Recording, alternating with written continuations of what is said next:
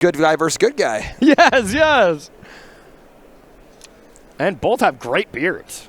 That's for sure. That is true, yes. That is very true. Okay, so a little bit of a different look here on this Orzhov mid-range deck. This is actually Orzhov mid-range. Okay. White cards, Overlord of the Mistborns, Enduring Innocence. Kind of a bit of a token feel, not going full on into the Caretaker's Talent realm. Yeah. But kind of a similar idea to that. Kind of tokeny, and then a lot of removal spells. And then on the Jund Root side, Insidious Root's a card we've seen on and off. One of those really powerful cards that is just so hard to properly break. Yes. Always feels so close, but it's just hard to get it to work out the way you want it to. Just never really seen this deck do anything huge. It's always a deck that you play in Arena, you're going to play against it. It's always doing some cool things. It can have some busted draws, but we've never really seen this deck have a breakout moment at a Pro Tour, at, a Spotlight, at an RC, anything like that, right? Yeah, it's at times it looks like you're like, oh my god, this deck's broken. Yeah. This deck just turn 3, infinite token, kill. Oh my, what is happening? This can't even be fair. Yeah. And the next game, it just does actual nothing. Yeah. So consistency is the thing has not quite been found yet, but maybe Jesse's found the recipe here. It also seems like it could be quite brutal up against Izzet. But, Jesse, very clearly, Jesse's a big fan of playing the deck that is maybe a little less traveled. And we saw Jesse get so close to the top 8. I don't remember the exact scenario, but I remember it was an absurd thing, like just needed a third land for so long and was not able to get there and kind of fell off at the very end. But we are getting this card out of the graveyard, so we're going to have another plant coming in. And these plants can generate some mana. Now, we don't have Tyvar in play. That's kind of the combo, where you get these plants, they get to tap for mana right away, and you get to do some silly things, but they just get big. Yeah, and honestly, this deck did gain a pretty huge upgrade in Molt Tender from Aether Drift. Okay. Which is like the basic perfect card for the deck. Yeah. So one mana creature can tap to mill, or can tap to exile a card for mana, kind of Deathrite Shaman style. Just like the perfect 1 mana enabler. It's a creature, it does all the things you want, it mills, it exiles, it makes mana. So it's not like this deck hasn't gotten upgrades over the last few sets, but again, not quite all the way there. Okay, makes sense to me.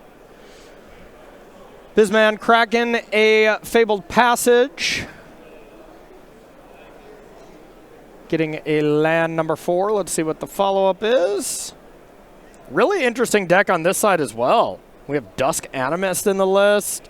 A ton of 1-ofs and 2-ofs, but 4 of Overlord of the Mistborn here, where I bet we would love to slam that card. Get some flyers down. Yeah, I love the 2 copies of Servant of the Stinger. Yeah, so that's a spicy one. It's funny. It's a 2-mana 1/3 Death Touch, so it actually blocks well against the red decks. Yeah. And I believe if you've crimed and you attack your opponent with it, you can sack it to Demonic Tutor. Is that correct? Deals combat damage to a player. If you've committed a crime, you may sack it to Demonic Tutor. Yep. Yeah. So, okay. Kind of cool here, this like miniature 1-of package, where a couple strange 1-ofs in the deck kind of pulled together by this weird tutor effect. So yeah, kind of cool, cool deck building. Really spicy. I love it. And even in the sideboard, all 1-ofs except 3 High Noon. I'm here for it. This is a cool deck. Oh, never mind. 4 Destroy Evil as well. Okay. So, we need to deal with enchantments, big creatures, and stop you from playing multiple spells. Other than that, let's get some 1-ofs in here. Got a toolbox. Yes.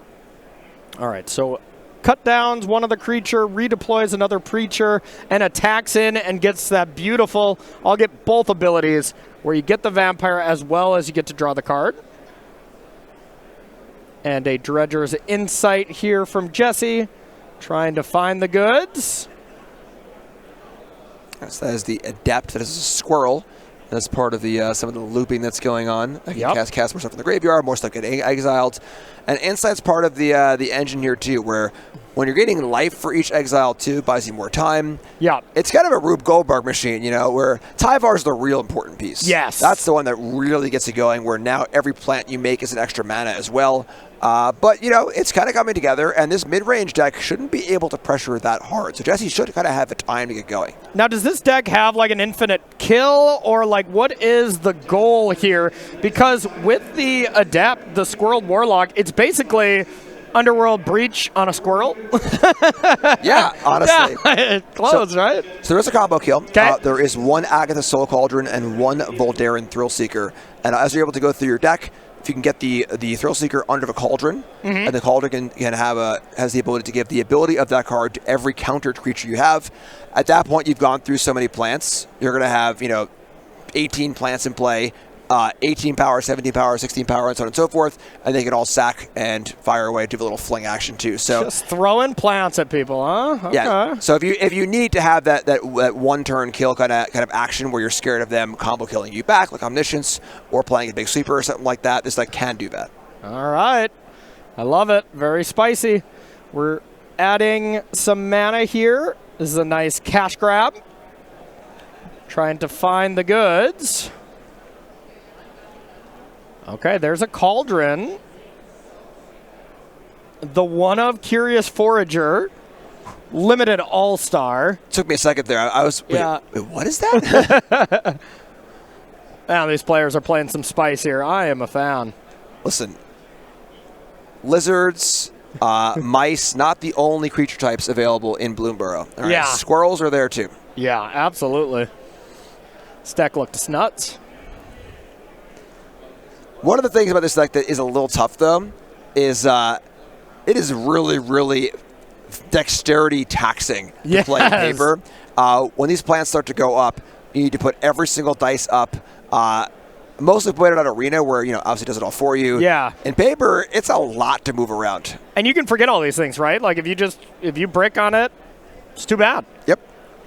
Okay. These creatures are swole, but at the same time, Bisman's coming in with 2 Preachers, and being at less life, that's kind of the spot you don't want to be. You want to draw those cards, but hey, you get a couple Vampires. Should have 3 of those available. And we're going to be able to connect. Interesting, blocking with basically your best creature. That's leading me to believe that, well, we might have a Soul Cauldron already in hand, and we want to give that ability to your creatures. There's only one Soul Cauldron in the deck. Okay. So I do not have an answer for you about what that block was about. Tyvar only returns creatures, correct? Tyvar, yes. So I guess you can just return that creature and then just play it and it'll have haste, but that is a strange block. You would think that's the one creature you want to keep around, but then again, it does have Death Touch. It kills the Preacher, and your plants are just going to get very large here. So this might just be Jesse saying, you know what, my plants are better than this squirrel. We got a dice war going on here, folks. Yeah, no kidding. So this is the kind of matchup where Jesse doesn't need a combo. Can kind of just keep making plants and overwhelm. But now we see a virtue of loyalty on Bisman's side. That, of course, is a incredible scaling effect, untapping and putting counters every single turn. So now we got a big token dice show off, which I think favors Jesse. Yeah, I would think so. Here is just a hard cast Overlord. What are we going to bring back? And that's just returning creatures as well. You can't get back the Soul Cauldron. And then we see Llanowar Elves. Man, it's crazy how little Llanowar Elves we see, and how everyone, maybe even including myself, thought this card was just going to be so format defining. So far, really, all we've seen it do is just Llanowar Elf into Glissa, and that's necessarily not very good right now. Yeah, green is, after a very long period of being the best color in Standard on and off for the last, 5 or so years in various, energy and this and that, green's got it rough right now. Do you think that's why Reed's in the booth with us instead of playing right now? He's like, if I can't play green, get me in the booth. I wasn't going to say nothing. Okay. Maybe. Okay. Maybe. Fair enough. And, it's just, right now, colors wax and wane. And right now it's green's time. Green had a lot of time there. Energy, Tireless Tracker, Collector Company, all of these kind of great decks for a long period. Yes. Now it's green's turn to be down for a little bit. But Llanowar Elves ain't going anywhere. You tell that to those plants. These plants are on the up and up, okay? They are growing exponentially here. All right, and that was just recasting our squirrel, not really attacking by any means. And, man, this battlefield's going to get larger and larger from Bisman. But I'm trying to think, what is the way out from Bisman? how do you break through this ever-growing army of plants? I have an answer for you. Okay, tell me. There is one copy of Pest Control in Oh. the main deck. Now, the problem is the tutor engine is Servant of a Stinger. Which is Okay. a creature that needs to deal combat damage. Pretty tough to do on this board. But if this game goes really, really long, one Pest Control can mop this whole thing up. And, it would require some big creatures in play also. But as it stands, I think this game favors Jesse. Yeah. The plants just get bigger. And the big thing, too, is the plants make mana. Yeah. So it's not just a board getting big. It's just the ability to keep doing more stuff every turn, too, with all your mana. Pest control to deal with the plants. Can you believe it? You should be dealing with the pests that are attached to the plants, right? I mean, isn't that more flavorful? They think of them as weeds, not as rose bushes. Ah, okay. Gotcha. All right, so we attacked in. Got one more creature. There is a Dusk Animus plotted. Now, couldn't you have just cast Dusk Animus? I think Bisman is one land short. So Oh, 5 untapped instead. Yeah, I thought it was 4. That's been a while since we've seen that one. yeah, Dust Animus asks you to have 5 untapped lands and you cast it. Typical way to do that is to plot it and then play it untapped on turn, play it off plot on turn 5. Yeah. But you can just cast it with 7 lands in play. A fantastic card. Unbeatable Unlimited. Was a good one. Yeah. And we're attacking in with the Overlord. Let's see what we find. How about a Tyvar? Yeah, so this is the point you're going to get to see Jesse's deck really do its thing. Yeah. Once Tyvar is in play alongside Insidious Roots, and every plant now has haste effectively for its mana ability, the deck can just go and go and go. Yeah, absolutely. This could get very scary. And now what do we do with the Adept? Do we cast Tyvar first and then activate the Adept, or... I think your Underworld Breach analogy was pretty apt, honestly. Yeah. So very similar to Breach, you can forage to cast things, so moving cards out just like a Breach would. Yep. And then as those cards are removed, more plants, more mana. And then you can just keep going, keep doing your thing. And, we might see an explosion of plants here. With the Cauldron in the graveyard, we're not going to be able to see that sort of fling kill. But there is no Sunfall kind of effect in Bisman's deck. Yeah. So make 100 plants, say go, and say good luck. And, I mean, you could play the card from the yard, right, and back it up on some big creature and throw 1 plant, but no way you're getting 25 damage in that way. You need the Cauldron there for sure. I'm sorry. Actually, you're correct. Yeah. So casting the Thrillseeker is super doable. Yeah. And I don't think it's out of line to think that Jesse could get to a 25 power plant. Yeah, it's not crazy, and you have Molt Tender to add red mana, right? I think that's probably the only way for red mana, but... The plants also tap for any color. Oh, yeah, of Right, course, yeah. So it's, going to be a long turn probably, so buckle up, grab a Snickers, and enjoy. Yeah, absolutely. All right, and here we're going. This is the spot where we're explaining something. That might be leading me to believe that we have a loop on our hands, and with the Gorehound, the Gorehound is the first thing that we go to get. So Gorehound is kind of the Dragon Rage Channeler of a scenario. Yes. Where a Channeler fuels the Breach, so every spell you cast, you get more cards in the graveyard. Gorehound is the same thing. The plant does enter as a 0/1, and then gets the counters put on it. I believe that still triggers the ability on Gorehound. So now every card you cast from the graveyard that gets a plant, that'll put another card in the graveyard, and you can kind of keep going there. And then, it's not like a deterministic loop. It is bound by number of creatures in graveyard and so on and so forth, but it's still some pretty good fireworks. Yeah. All right, this is incredible. We are doing it. Now, when you cast stuff from the yard... Can you Impending? Impending from the graveyard? Yeah. I think so. I would think so, too. I'm not 100% sure.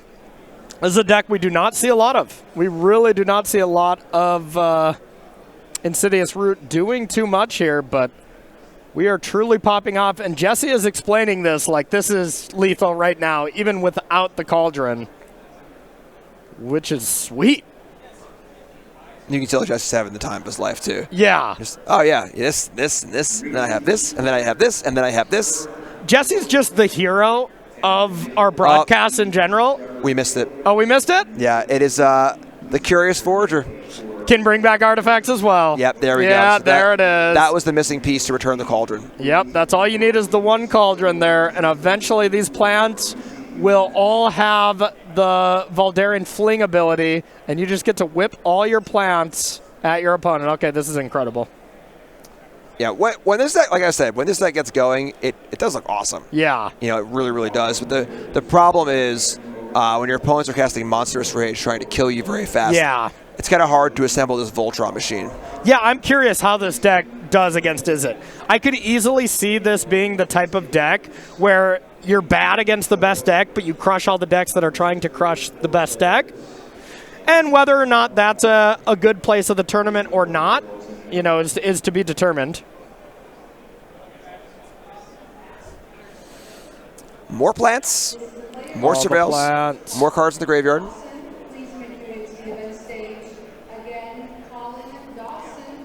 And eventually, Voldaren Thrillseeker will make itself not scarce. Yep. And you'll be able to fling all these plants. And this one's like, you know what? I want to see it. I want to see exactly how this works. And I'm glad that he's doing so, as we want to see it as well. I love the arms crossed glare. Do it. Go ahead. Yep. Do your thing. Just already thinking about how do I sideboard here? What am I going to do against this deck? What's for lunch? Exactly. There you go. With all these foods coming down and all these plants, maybe a salad? Huh. Maybe not, actually. Yeah. Maybe you never want to see another salad in your life after all these plants are striking back. You also have to keep track of all the plants coming into play and putting up the counters, right? I guarantee Jesse's shortcutting me like, I'll be adding counters at the end. Right. But, take the number of plants on the left side and add it to the 4 and the 3 and the 2 and the 1. And, you know, going down the line. Oh, there it is. There's the Thrill Seeker. So eventually you have the Cauldron coming back. And by eventually, I probably mean exactly right now. More plants, more plants. Good old squirrels. Good old squirrels. And here's the thing is, if Bisman has a removal spell, you know, sure, you can deal with one of the threats, but at instant speed, Jesse will be able to fling all these plants upstairs. And there's the Forger, the piece of the puzzle that we missed a little bit there. I'll take responsibility for that one. Okay, good. Because I was blaming you. That's fine. Okay. I'll allow it. So where are chats? Fair. All right. That stack looks to be at least 12 deep. Yeah. So add 12 to the 4, 12 to the 3, 12 to the 2, and 12 to the 1. And then Jesse pointing upstairs and be like, to you! All the damage upstairs. And Jim, I got to say, that was awesome. Yeah, I definitely agree with what you're saying here, that this deck is a little rougher to the Monstrous Rage decks, but against all these mid-range decks that are just trying to kind of, like we just saw with the Demons deck, you know? Yeah. Cut down, kill your thing, play a Preacher. Preacher of Schism is phenomenal when your opponent is playing an aggro deck. It's good in mid-range matchups. Not so good when your opponent is trying to put together a combo. It's just only attacks for 2. It's kind of slow, and this deck does line up pretty well against that. Yeah, and I mean, at the same time, there's definitely game to this deck. Like, if you can get Haywire Might underneath a Soul Cauldron, like, just blow up Corey Steelcutters left and right, like, there is still definitely game from this, and as these Izzet Prowess decks get in an arm race against other Izzet Prowess decks, this is the perfect deck to, you know, really be able to answer the metagame. So, let's take a look at Bisman. Walia, what are we bringing in here? This is like you were saying, the variety pack, right? So yeah. It's funny how High Noon, it does stop the casting of spells, but like the combo turn isn't always super spell heavy. It can rely on abilities, exiling cards too. So I'm not sure if I love that. Destroy Evil, pretty important here, actually killing the roots. Yeah. One of the big things about the roots decks is the trouble they have finding it and then keeping it in play. You know, so without a roots in play, all we just saw is not possible. Yeah. So that's a really, really big one. So, you know, we're going to have Bisman kind of going into like this interactive deck like most mid-range decks do, where they're not going to have the fastest clock ever, but going to play some threats, try and keep roots off the battlefield, and just try and get the attacks in and get it over with before Jesse has time to set up. Yeah, makes sense. Destroy that evil of those roots. That'd be something I would be all about. So how about on Jesse's side? On Jesse's side, it's I don't really. It's so weird. These weird, like, obtuse combo decks. Yeah. Like, you can't change too much. Nothing really jumps out. Harvester of Misery if the Gore got tokeny, but like, it's not really a token deck on Bisman's side. Yeah. So I'm not really sure. The main plan seems pretty good. Yeah, I bet you can only change a couple cards here and there. But yeah, this is definitely tough to sideboard from both avenue. Both these decks are so sweet to be 4-1 here at this event. So let's take a look at our next events that we're going to be having here and look at all these sweet events. So these aren't the absolute next ones. Spotlight Series going to Indianapolis. That will be our actual factual next event. But these are the 4 after that. Jim, walk us through these. All right, so we got 2 Spotlight Series in Orlando and Baltimore. Yep. 2 cities I've been to a lot in August and October, respectively. These are, of course, open entry events. Walk up a door, pay the entry fee, and you can play. Top 8 go to the Pro Tour, and there's always a great theme around these. Not been announced yet, but given the themes you've had for the last few, should be pretty awesome. Yep. And then we're doing it again for the regional championship. That's going to be in October and November, respectively, in Houston and Las Vegas. And, of course, just like we're doing right now, we're sending 32 players to the Pro Tour, 2 players to Worlds, $20,000 to first place, and those will be modern. Yeah, absolutely. That's going to be exciting. Seeing modern and seeing how the metagame adjusts week to week, that's my favorite thing about the RCs, and my absolute favorite thing about, the U.S. having 2 RCs, because you get to see a very different metagame sometimes, or at least a picture that's painted very differently. Absolutely, yeah. A lot of the fun for Minneapolis, for me, was knowing that Hartford was in 2 weeks. Yes. All right, Llanowar Elf comes down and gets immediately cut down. Bisman plays another land and says go, heading back to Jesse. A little splash damage here on Llanowar Elves, too, where folks are so interested in killing small sheep creatures. Yep. There is the Llanowar Waste. Let's see what the follow-up is. All right, just gets a little scrying going. That card is definitely exactly what the Roots decks are looking for. But at the end of the day, it's a very underpowered creature for 1 mana. But just the synergies it has with Insidious Roots is through the roof with this Rubber Belt Maverick. Yeah, little setup on the Surveil, and then also a payoff once you have the Roots actually in play. And Molt Tender, dead as well. Cut down, takes it down, and Bisman, Walia heads to the turn. And is this a Preacher? Unholy Annex? A Preacher to get some card advantage going. Yeah, and this is what I was saying about Preacher, where the card's great in slower games, but, it's on Bisman here to end this game. Yeah. Preacher's not a very fast clock. Squirrel Breach has hit the battlefield. It's all it takes to get Corey excited in the booth. I'm crafting this deck as we speak right now in Arena. I am so for it. Let's go. Breach-esque card. Now, funny here with the Soul Cauldron. So, of course, Soul Cauldron is kind of a weird graveyard hate card. It's often seen as a combo piece, but yeah. it is just, a half an unlicensed hearse. That being said, graveyard hate is pretty awkward against the Roots deck because if you exile cards 1 at a time, and there's a Roots in play, that's a plant for every card. Jesse is also playing Cauldron, not just as a combo piece, but as a way to exile cards in the graveyard. So yeah, there's a little push-pull there. I will also say, if Bisman can, even exiling the Molt Tender, putting a counter on the Vampire so you can add some mana, there's some real things that Bisman can start eating up here and supercharging the creatures. And yeah, we can also just get the adapt underneath that. You can escape right now to cast a spell. We need 1 more spell in the yard, but that's a thing. Soul Cauldron is one of the most deep and confusing cards printed in the last 5 to 10 years. Ever. What it is capable of is unbounded, and it can do so many things to a game. It's just a wild card. It is such a wild card, and I like that it's just a big pot because, every player that plays it, they're cooking. They're absolutely cooking, and there's always some messed up stuff going on. Most notably, I would say, is Yawgmoth in Modern. You can do some messed up stuff with Cauldron and Yawgmoth. Yeah, a lot of combo potential. And then also just when the game gets messy and you're exiling cards that aren't part of the combo, those have abilities too. Yeah. And like you're saying, we get this Moltender ability onto this this token or even a Lanarov ability. That's like pretty real. Yeah. Where put a Lanarov under this this Cauldron, get a token or two and play some counters on it. All of a sudden, Bisman has 8 mana, which is crazy. Yeah. This is sweet. And would you guess that this is a one-of in Bisman's list? Bisman's list is sweet. A one-of out of the sideboard.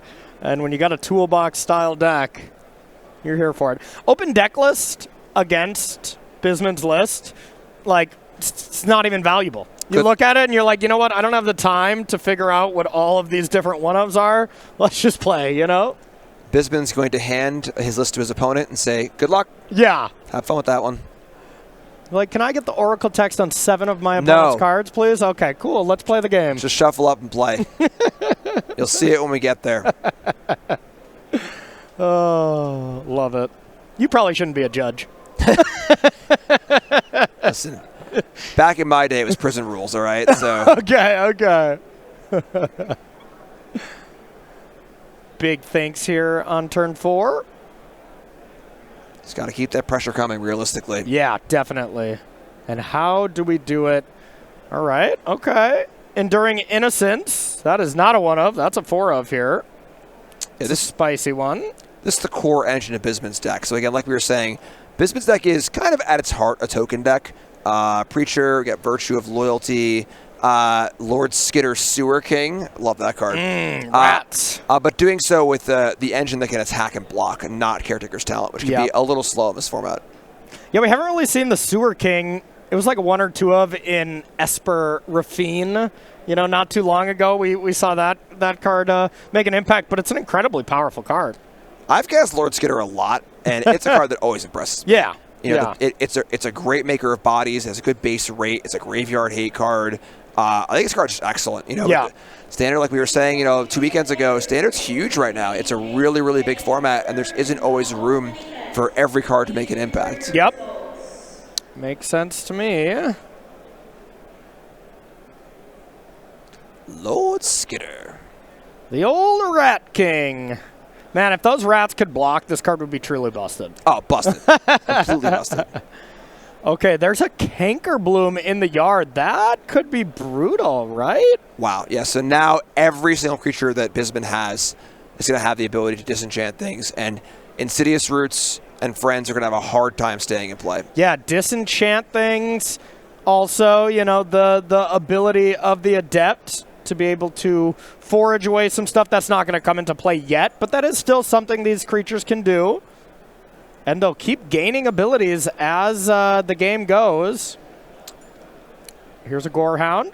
Now, we did see a green-black Omen Dragon earlier in the game. I believe that's in Jesse's hand right now, right? I'm not 100% sure. So, if so, Jesse has the answer to disenchant the Cauldron. Okay. Just needs a few more mana to get there. All right, so here is the Tyvar milling some cards. So with the Thrill Seeker in the graveyard, Bisman's Cauldron gets even better. Yeah, even scary. Jesse was like, dang it, I didn't want to mill that one. Anything but that one. So now these creatures have haste. This Llanowar Elf can tap immediately, which is not amazing, but it's a thing. But yeah, if that Cauldron gets to target that Thrill Seeker, this is going to be big game pretty quickly. Yeah, already 5 power in play for Bisman that can go kill Tyvar, can kill some of these creatures. Yeah. Sacrificing Enduring Innocence to kill something, gain 3 life, and get an enchantment in play is pretty cool. Not bad. Not bad. What a strange match of Magic we are witnessing. This is not what I signed up for this weekend. Exactly. But I'm here for it. I am totally here for it. And that's the thing about these regional championships. Sure, we see 36% of the best deck at the top, but that's 36% of one deck. The rest of the metagame is a lot of different decks. So while you need to be prepared for Izzet, you still got to make sure your deck can do other stuff. And, whoa, the pests are being controlled. Viewers, if you have small children, please have them look away from the screen. Exactly. Oh, boy. Oh, man. Pest control is Jesse's worst nightmare. Even lockdown, which is much more commonly played, that's deal withable. There's a lot of haywire mites. There's 3 total haywire mites in the 75 that Jesse can get his creatures back pretty easy. No getting it back from pest control here. Yeah, and Tyvar's also down. We could have seen the token disenchant the Dredger's Insight, right? With the 1 extra mana, probably. We could have, yes. I mean, doesn't matter that much, but it might be a few points of life here or there. Oh, yeah, definitely. Definitely want to do it. Play as tight as possible. And back to Jesse. See what we're going to do. Insidious Roots, a land. Why is there 6 counters on? I am not sure. I am a bit confused on that as well. Finality counter. Okay, that makes a lot of sense. 6 of them. 6 finality counters on it. That was the activation of the Adept, and it comes back with a finality counter on it. Just a weird way to represent it. So, and like I was saying, Soul Cauldron is a pseudo graveyard hate card, Ghost Vacuum style. But watching someone sort of combo off with a Soul Cauldron against someone using their cards against them, is so cool. That was beautiful. Yeah, that's truly amazing. All right, so let's take a look at our next set that is coming out here. It is just going to be an exciting one. I am so excited for this. Final Fantasy, you can pre-order now, singles or product here at starcitygames.com/mtg-fin. Going to be an incredible set. See what Sephiroth and Cloud are up to. I can't wait, man. This is the first IP where I am just really, really all about it. It's going to be so cool. Did Link get a haircut? Is that what's happening Oh, here? my God. I don't know if Reed is going to continue doing the job after you just said that. You're lucky he's not in ear-shouting distance, that's for sure. Oh, boy. So we are getting the next round going, so we fast-forwarded a bit. This was not a glitch. We wanted to show you the very end. These players are in turns. I think that 4 is the fact that we're on turn 4. But round number 7 is getting close to being paired, so we do not want you to miss any of that action. So enjoy this battlefield, y'all. Jim, break us down everything that's going on right now. I am broken down. My head's going to explode. I am broken down. I'm slack-jawed just staring at the screen. I mean, you've broken me down with the Link comment, so I can't even focus any longer. I mean, 2 Overlords. How do we even get to this position? A Cauldron in play for Bisman. So many moths. Yeah. Now, of course, moths fly over the insects, which is a pretty big deal. Evil's getting destroyed. Insidious Roots down. There's still another Roots. Yeah, normally I would think, if you told me, hey, Jim, there's a game where Jesse has like a bunch of huge plants in play, I would say that game obviously favors Jesse. But with an Air Force in play on Bisman's side, this is what, 2, 4, 6, 8, 10, 12, 13, 14, 15 power in the air, maybe 16 with the Cauldron. And Jesse only at 10. But we just passed back to Jesse, so that's the thing I'm wondering about is, were these flyers just made or something? I mean, we're seeing this, this battlefield just like y'all are, so maybe we're missing something, why they couldn't have just attacked and kind of won the game. But, yeah, as it stands, that looked to be turn 4. Bisman's turn 5 was probably going to be him flying over the top. And we'll get confirmation from our producer, but it looks like, Bisman took that down 2-1.